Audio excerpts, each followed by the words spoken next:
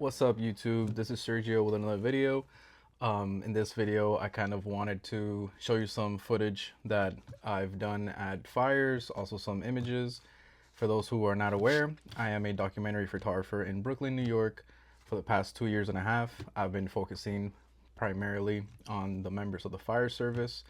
I live 2 blocks away from a firehouse, and I've lived in this neighborhood in Brooklyn, Crown Heights, Brooklyn. I've lived here for almost 5 years, and something I've realized and noticed living here is that the fire department is very active, always hearing sirens. There's always something going on in the neighborhood. So in another video, I'll talk about how exactly I got into this type of work. But in this video, I just kind of wanted to jump right in, show you some footage, show you some pictures, and kind of go through my process. First, I want to give a disclaimer. I am in no way, shape, or form associated or affiliated with the fire department.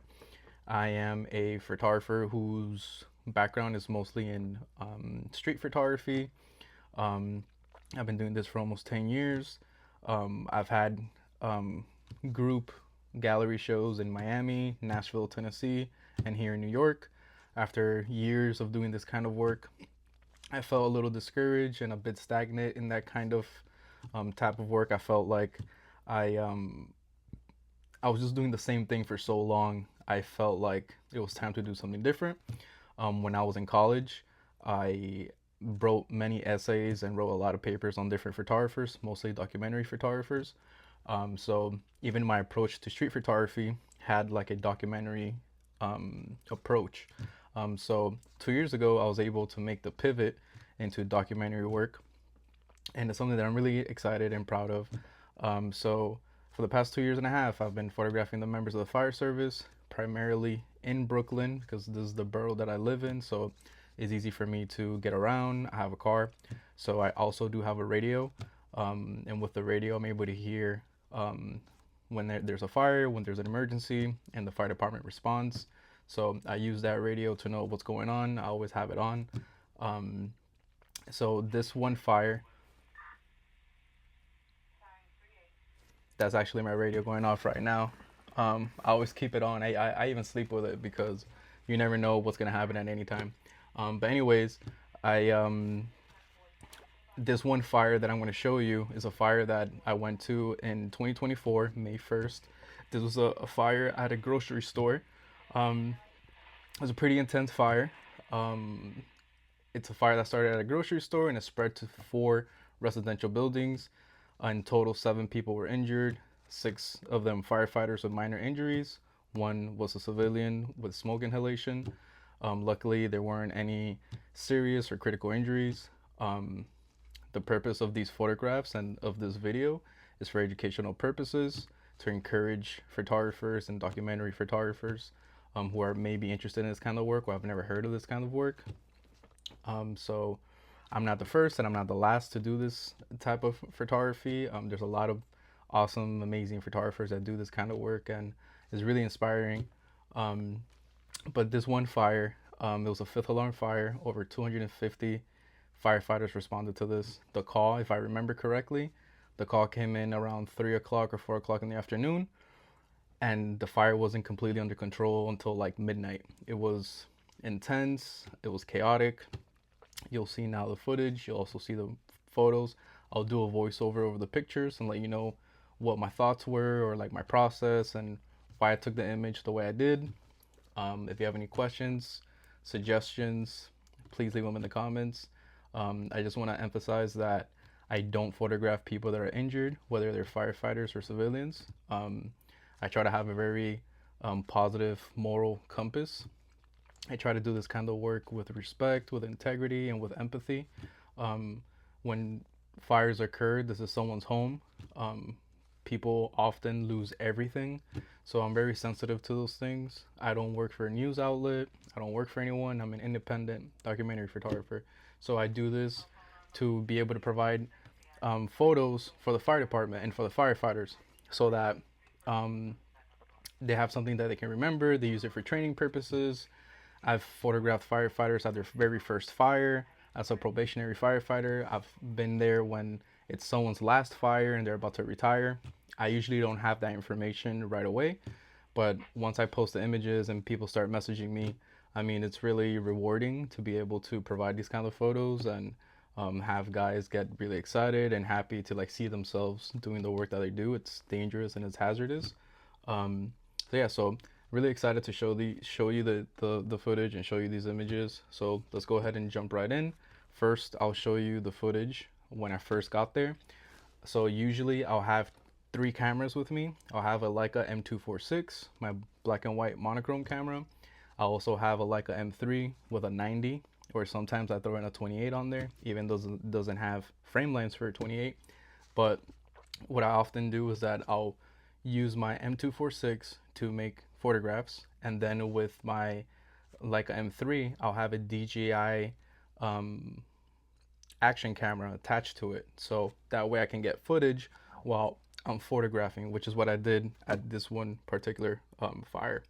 So let's go ahead and jump right in. Let's go look at this footage. Let's see these images, and I hope you enjoy it. And if you have any questions, please, at the end in the comment section, ask me anything. I'm more than happy to share whatever information with you.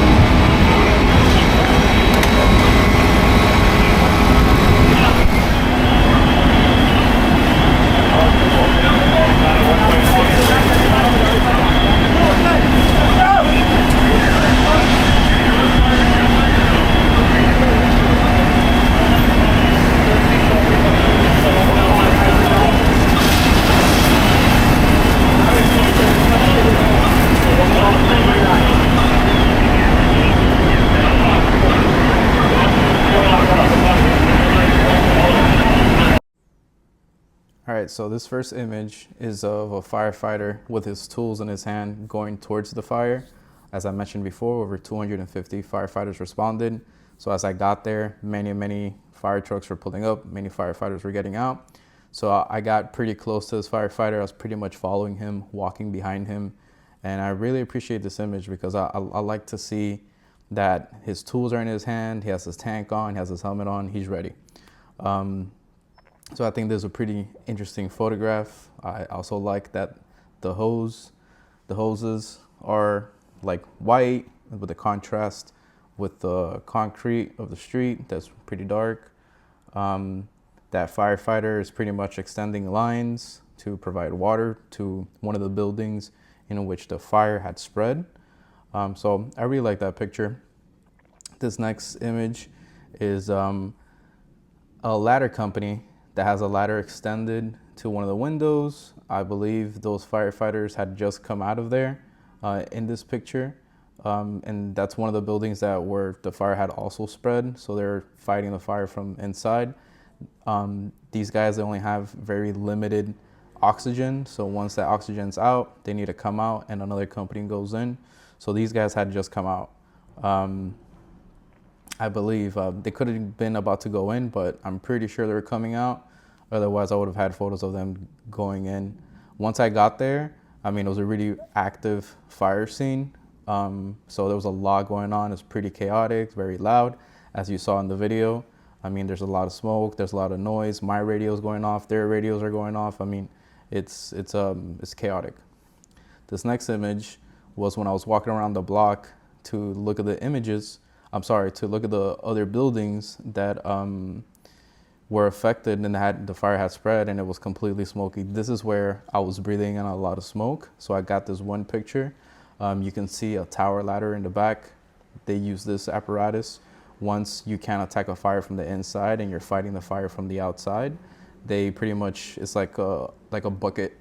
I'm not too familiar with all the lingo of firefighters. Again, I'm not a firefighter. But yeah, so that's definitely a tower ladder. They're definitely fighting the fire. If you see at the top right-hand corner, you see some firefighters on the roof. You see this one firefighter standing here off to the side and the ambulance to the left. I mean, it's pretty eerie. It's something that you don't want to see outside your building, something you don't want to see in your neighborhood. I mean, I feel like this image really sets the tone, and It captures the chaos and the craziness. Although it looks calm and it looks like peaceful, but it's far from that.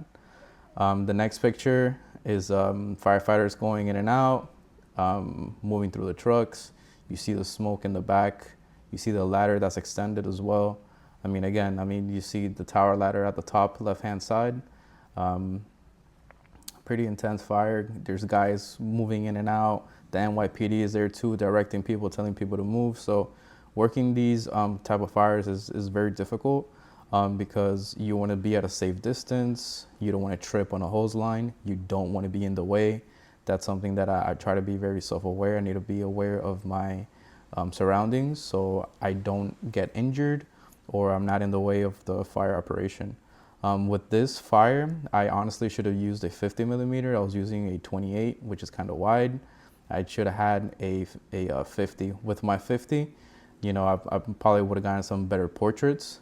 But I also wanted to get, the reason why I chose the 28 was because I wanted to get like the environmental. I wanted to see the firefighters, but also the smoke and the trucks in the back and just kind of like the whole scene, which is an inspiration pretty much from Ouija, which Ouija used to do that. He used to photograph the whole scene, not just what was happening in front of him.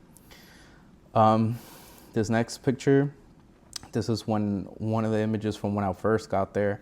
You see the hose line on the street.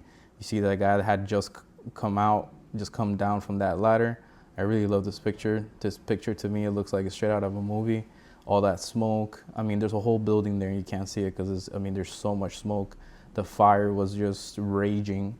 It's pretty intense fire. So again, if you can tell I'm at a distance, I'm using a 28 millimeter. I'm not too close. When there's an active fire like this, it's not smart to get too close. There's a lot of photographers that do this kind of work in New York City. And a lot of them get really close, or they have like really long lenses, so I have prime lenses. I have a 28, a 50, and a 90. Recently, I've been using the 90. At this time, a year ago, I didn't have the 90, but now I have it, so now I can get better pictures at a good distance, even though I do like to get close, but, when it's safe to do so. This next picture is similar to one of the first ones that I showed you. See the hose line on the ground. You see a civilian walking towards me and the firefighter going towards the fire, the tower ladder and the smoke. These kind of pictures are kind of tough because when you're using a monochrome camera, which I'm using a monochrome M246. I am not using a color camera and then turning it into black and white. This is being shot in black and white. So the challenge with that is that if you don't get the highlights right, they are completely blown out. So here the highlight's pretty much blown out in this image, so it's not a great picture. But I try my very best. My hands shake, I'm anxious, there's smoke, there's a lot going on. But I try to get pretty decent exposures. I like how the hoses look. I like the firefighter, and I also like how the smoke looks too. I wish I was a little closer and got a better picture, and I wish the sky wasn't so blown out, but you make mistakes and you learn from them. So I'm going to show you my favorite pictures, but I'm also going to show you the ones where I make a mistake. Now this last image, this is another one that, again, because I'm using a wide angle, it's kind of tough. So the reason why I shot it this way was because right below at the very bottom there was people's heads, so it's like it looks like an awkward picture. Pretty much it is an awkward picture, but you see a tower ladder. I believe that was tower ladder 120, and they're attacking the fire from the apparatus, so there's no firefighters inside the building, and they're pretty much attacking like the roof, making sure that the fire doesn't continue to spread, because again, the fire had spread to 4 residential buildings. So yeah, I thought that was pretty interesting. I've never seen that. I'm from Florida, and the fire department there have different type of apparatuses, and the way they fight fires there in their buildings are very different. But yeah, seeing this is just like, it leaves me in awe. It's so amazing, the technology and the grit, the courage. I mean, it's insane. I hope to capture that in my photographs, even though it's kind of tough. It's a tough environment to photograph and make sure you're doing everything right, at least technically. But it's very rewarding when you give back the firefighters these pictures and they appreciate them and they like them. So that's what I do it for. I have a lot of fun with these, even though, you know, it's tough. You got to think about people losing their homes and people being injured, you know, so I don't necessarily get excited or happy when there's a fire, but when there is one here in Brooklyn, I try to be there, try to document it. My hope is that these photos are also used for educational purposes within the fire department, what to do, what not to do, and pretty much spread fire safety awareness. But I hope you like these pictures. I hope you like the footage. If this is the kind of thing you want to see, you like it, you enjoy it, let me know in the comments. If there's something different I should do, you have a suggestion, please let me know. I'm open to it. This YouTube channel is new. This is just my 3rd video, so I'm totally open to suggestions. But yeah, thank you for your time. Thank you for watching, and I'll see you in the next one.